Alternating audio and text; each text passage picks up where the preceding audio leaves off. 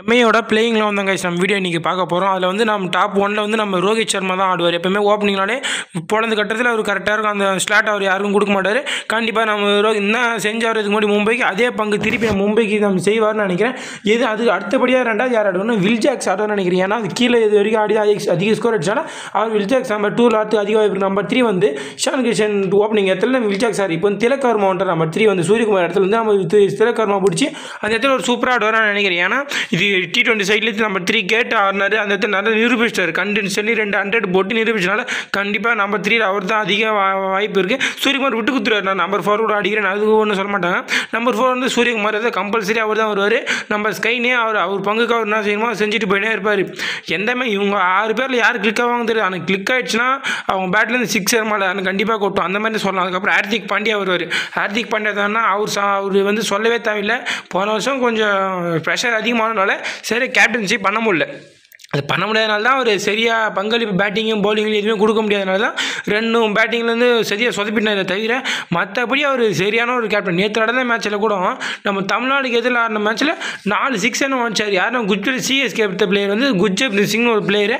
அவரே 4 6 அடிச்சு ஒரு 4 ஒரு சிங்கிள் எடுத்து அந்த மாதிரி ஒரு சரியான ஒரு பேட்டிங் லைனப் ஆடினாங்க. ஆனால் இதே மாதிரி நான் விஜய் சங்கரும் அடித்தார். ஹார்திக் பாண்டியா அவரில் 3 6 அடித்தார். அது சும்மா சொல்கிறது அவர் நல்லா அது மாதிரி தான். இப்போ நம்ம இந்த கண்டென்ட் வந்துடும் அந்த கண்டென்ட் போயிட்டேன். இப்போ வந்து நம்ம ஹார்திக் பாண்டியா ஒரு சரியான ஒரு பங்களிப்பு கொடுத்து அதனால் அவர் போகிறதுக்கு வாய்ப்பு கிடையாது. பார்த்தா நம்ம இந்த வந்து ஆக்சுவலாக நம்ம எடுத்துக்கிறாங்க. ஆனால் சூப்பரான ஒரு பையனாக சொல்ல நம்ம இதுக்காக மும்பை எம்பைக்காக ஆடிக்கார். நல்ல ஒரு பங்களிப்பு கொடுத்தாரு. அந்த மாதிரி ஒரு போர்டு தான் கண்டிப்பாக சூப்பரான பேட்ஸ்மேன். அப்புறம் கரண் சர்மா அவர் ஒரு வெல்டான ஒரு ஸ்பின்னர். அவர் சூப்பராக ஸ்பின் பண்ணுவார். அவரே திருப்பி பிளேயிங் நெட்டுறதுக்கு அதிக வாய்ப்பு இருக்குது. எனக்கு தெரிஞ்சு கன்ஃபார்ம் அவர் தான் ஆடுவார் அடுத்த இடத்துல. அப்போ நம்ம மிச்சல் சார்னர் வராரு. மிச்சல் சார்னரை பொறுத்த வரைக்கும் ஒரு சரியான ஒரு எக்ஸ்பேக்டர் ஒரு பவுலர். சிஎஸ்கேக்கு செஞ்சு கொடுத்து எம்ஐக்கு செஞ்சு கொடுத்தா இருப்பார். ஆனால் சிஎஸ்கேக்கு செஞ்சு கொடுக்க முடியல. ஏன்னா ஜடேஜா இருந்தாலும் அந்த இடத்துல அவரால் பவுலிங் போட முடியாது. ஏன்னா 2 ஸ்பின்னர் தேவையில்லைன்ட்டு ஒரு ஸ்பின்னர் நம்ம சிஎஸ்கே போடுவாங்க. அதனால தான் அவருக்கு வாய்ப்பு இருந்தாலும் கிடைக்கல.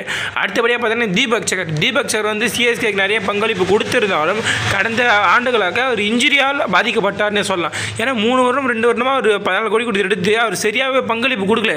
சிஎஸ்கே ஆக்ஷன் விட்டாங்கன்னு சொல்ல முடியாது. பைபேக் பண்ணி நம்ம மும்பை எடுத்தாங்கன்னு சொல்லலாம். அந்த மாதிரி ஒரு பங்களிப்பு கொடுத்தாரு நம்ம தீபக் சகர். இந்த டீமுக்கு கொடுப்பாருன்னு நினைக்கிறேன். அதுக்கப்புறம் ட்ரெண்ட் போல்ட் இவரை மாதிரி ஒரு பவுலரு தேர்ந்தெடுக்கிறது ரொம்ப கஷ்டமே சொல்லலாம். ஏன்னா இது மாதிரி எம்ஐக்கு சரியான பங்களிப்பு கொடுத்துட்டு ஆக்ஷன் எடுக்க முடியாமல் அவர் ஆறாவில் போய் சரியான மும்பை எதிரிலே சரியான பந்து வீசினார். அதனால் கண்டிப்பாக அவர் வெளியே போகிறதுக்கு அதிக வாய்ப்பு இல்லை. எனக்கு தெரிஞ்சு ஒரு சரியான ஒரு combination Bumrah Trent Boult Deepak சகர் இவங்க 3 பேர் சேர்ந்தாலும் ஃபயர்னே சொல்லலாம். அந்த மாதிரி ஒரு ஃபார்மில் இருப்பாங்க. அந்த மாதிரி ஒரு பங்களிப்பை கொடுப்பார் ட்ரெண்ட் போல்ட் நினைக்கிறேன் மும்பை இந்தியன்ஸுக்காக. அப்புறம் ஜஸ்பிரித் சொல்லவா வேணும். அவர் ஒரு திறமைக்கு அவர் இங்கே இருக்க வேண்டிய ஆளே கிடையாது. இன்னும் மும்பையிலே இருக்கிறாரு. அந்த மாதிரி சொல்லலாம். ஒரு சரியான ஒரு எக்ஸ்பேக்டர்னு சொல்லலாம். அவர் நினைச்சாருன்னா சரியாக ஒரு பந்து வீசி மற்ற பேட்ஸ்மேனை திணற அடிக்கிறதுல ஒரு பந்து வீச்சாளர்னு சொல்லலாம். அடுத்தபடியாக நம்ம ராபி மின்ஸ் பார்ப்போம். இதுக்கு முன்னாடி ஒரு ஹைப்பான இருந்த பிளேயராக ராபி மின்ஸை சொல்லலாம். இம்பாக்ட் பிளேயர் வரதுக்கு வாய்ப்பு இருக்குது. எனக்கு தெரிஞ்சு பேட்டிங் கீப்பிங் 2மே பண்ணுவார். அது எப்படி வேணால் மாற்றி மின்ஸ் பண்ணிப்பாங்க. எனக்கு தெரிஞ்சு ஒரு நல்ல பையனே சொல்லலாம். ஒரு ஸ்மான்சர் ரிட்டர்னே சொல்கிறாங்க. இவரை பண்ணி பார்ப்போம். மும்பை இந்தியன்ஸ் என்ன பிளான் போகிறாங்கன்னு தெரியல. வெயிட் பண்ணி பார்ப்போம். சேனல் லைக் பண்ணுங்கள், ஷேர் பண்ணுங்கள், சப்ஸ்கிரைப் பண்ணுங்கள், கமெண்ட் பண்ணுங்கள்.